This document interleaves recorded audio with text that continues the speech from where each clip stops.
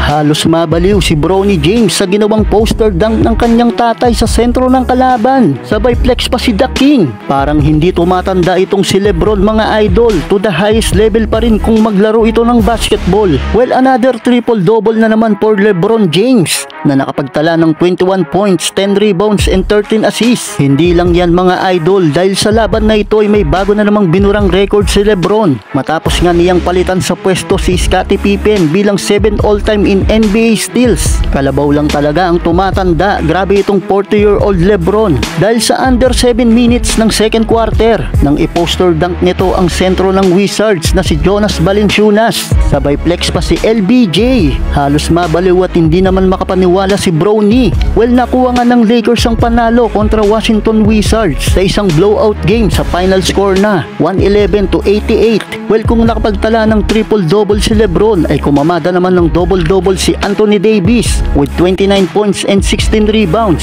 Ngayon ay nananatili pa rin ang kanilang kupunan sa 6th spot na may record na 23-18 win-loss record. At kung magpapatuloy ang kanilang panalo ay hindi malayong makapag-qualify sila sa NBA playoffs at makipagsabayan ang kanilang kupunan sa mga top contender team dito sa Western Conference.